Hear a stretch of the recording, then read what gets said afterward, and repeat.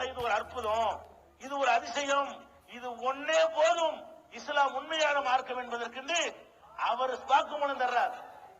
அது என்ன சூரா? திருக்குர்ஆன்ல அபூ லஹப் என்பவனை பற்றி ஒரு அத்தியாயம் இருக்கிறது. தப்பத் யதா அபீ லஹபின் அப்படின்னு சொல்லி ஒரு சின்ன ஒரு 2 வரி 3 வரி இருக்கும். சின்ன வசனம், இவ்வளவு அடிக்கிடலாம், விரல்ல எழுதலாம், 3 வரல எழுதிடலாம். இது ஒரு சின்ன ஒரு 3 வரியை கொண்ட ஒரு சின்ன அத்தியாயம். இந்த அத்தியாயத்தில் உள்ள செய்தி என்ன தெரியுமா?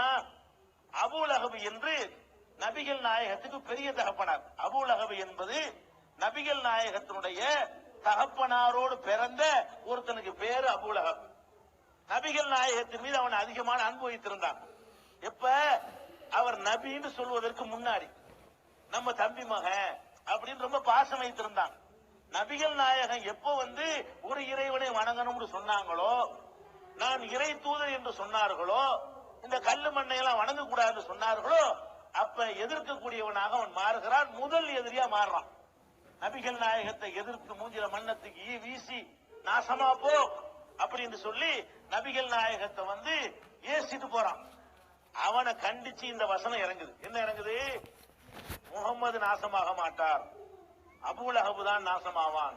குர்ஆன் சொல்லுகிறது, தப்பத் யதா அபீ லஹபின், அபூ லஹபுடைய 2 கரங்களும் அழிந்தன, தப்ப அவனும் அழிந்து விட்டான், மா அக்னா அன்ஹு மாலுஹு மா கஸப், அவன் சம்பாதித்த செல்வங்களும் பிள்ளைகளும் அவனுக்கு உதவ முடியாது.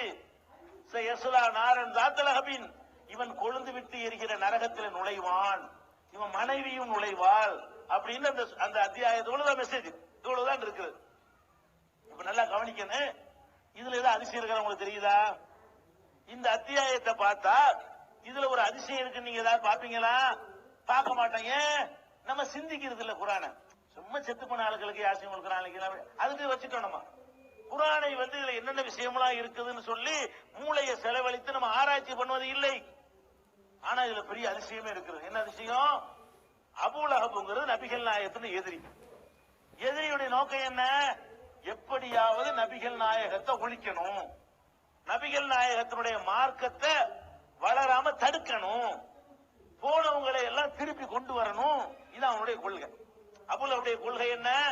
நபிகள் நாயகத்தை எதிர்க்கணும், அவங்க மார்க்கத்தை எதிர்க்கணும், அந்த மார்க்கத்தை நம்பின மக்களை எல்லாம் மாத்தணும். இது அவனுடைய கொள்கை.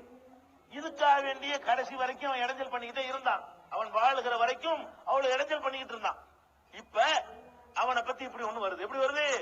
டேய் அபூ லஹபே, நீ நரகத்துக்கு போவ. நரகத்துக்கு போக வேண்டாம் என்ன அர்த்தம்? இஸ்லாத்துக்கு வரமாட்டேன்னு அர்த்தம். நரகத்துக்கு போவாய்னு ஒருத்தனை பத்தி சொன்னா என்ன அர்த்தம்? அவன் இந்த மார்க்கத்துக்கு வரமாட்டான்னு அர்த்தம். இந்த சூறாவுல அல்லாஹ் என்ன சொல்றான்னு கேட்டா, அபூ லஹபும் நரகத்திற்கு செல்வான், அவனுடைய மனைவியும் நரகத்திற்கு செல்வாள். அதாவது முகமது நபி ஏற்றுக்கொள்ள மாட்டான், இந்த மார்க்கத்துக்கு வரமாட்டான், அவனுடைய முடிவு இப்படித்தான் அமையும் அப்படின்னு குர்ஆன் சொல்லுது. எப்ப சொல்லுது? அபூ லஹப் உலகத்துல வாழும் போதே சொல்லுது. இப்ப சொல்லல. எப்ப சொல்லுது? அபூ லஹப்ங்கிற உலகத்துல வாழும் போதே சொல்லுது.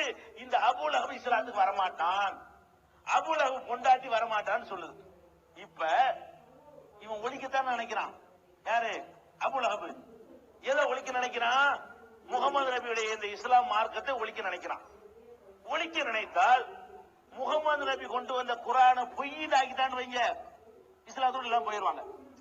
முகமது நபி கொண்டு வந்த குர்ஆனை பொய்யின்னு நிரூபிச்சுட்டான்னு வைங்க, இஸ்லாத்துல யாரா இருப்பாங்களா? இருக்க மாட்டாங்க. இப்ப அவனுக்கு ஒரு அருமையான சான்ஸ். இப்ப என்ன சான்ஸ்? அபூ லஹப் வரமாட்டான், அவன் பொண்டாட்டி வரமாட்டான்னு குர்ஆன் சொல்லுதுல, இதுக்காக வேண்டி என்ன பண்ணிருக்கனே, இப்படியா நீ சொல்ற அப்படின்னு சொல்லி நடிச்சு, நான் வர்றேன்டா, இப்ப நான் இஸ்லாத்தை ஏத்துக்கிட்டேன் அப்படின்னு அவன் சொல்லி இருந்தா என்ன வாயில் ரசூலை கட்டி விட்டுருக்க முடியும்? முடியாது.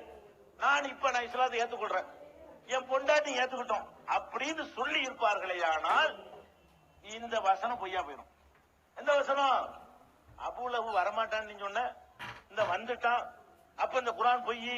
குர்ஆன் பொய்னா நீ தூதருங்கிறது பொய், நீ கொண்டு வந்த மார்க்கம் பொய், எல்லாம் பொய்.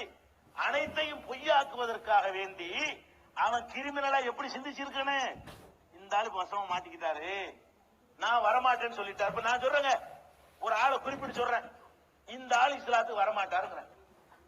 வந்துட்டாருன்னா என்னவாயிரும்? நீ வரமாட்டேன்டா சொன்ன, இப்ப வந்துட்டு என்ன சொல்றேன்னா நான் பையனா போயிருவேன்ல. அப்ப உசுரோட இருக்கிற ஒரு ஆளை பத்தி இவன் வரமாட்டான்னு யாருக்கா அறிவிக்க இயலுமா? மனுஷன் கூட சொல்லி போடலாம். நான் சொல்லிட்டு நான் என் கணிப்புல சொன்னேன்றலாம். அல்லாஹ் சொன்னான்னு அறிவிக்க இயலுமா? அல்லாஹ் சொன்னா பொய்யாக கூடாது. அல்லாஹ் சொல்றான். எப்படி சொல்றான்? அபூலஹப் வரமாட்டான்னு சொல்றான். ஆனால் கடைசி வரைக்கும் அவனுக்கு இந்த மூளை வேலை செய்யவே இல்லை. நபிகள் நாயகத்தை எல்லா விதத்திலும் எதிர்த்தான்.